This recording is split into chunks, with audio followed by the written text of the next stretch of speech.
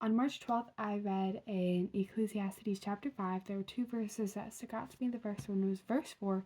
I'm talking really fast, but that's because it's efficient. Anyways, verse 4, which says, "When you make a vow to God, don't delay fulfilling it, because he does not delight in fools. Fulfill what you vow." So I wrote down, keep your word. Simple as that, guys. But keep your word to God and like to other people, just in general, because that's what Christ calls us to do as Christians.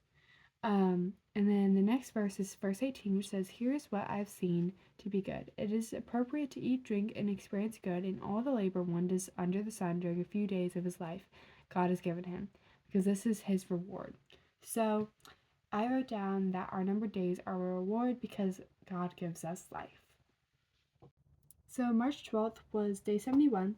The title was Path to Greater, and the key verse was Luke 1:45, which says, "Blessed is she who believes that what the Lord has promised will be fulfilled." So I wrote down that we should believe everything God says, and then also the lesson talks about how God wants us to be blessed, not just get blessed things. So it's by faith. And then the lesson that talks about is that that's what God is after. He wants everything about you to operate in the blessing frequency so that you can be a bigger blessing. And so I wrote down, so God can do work through you.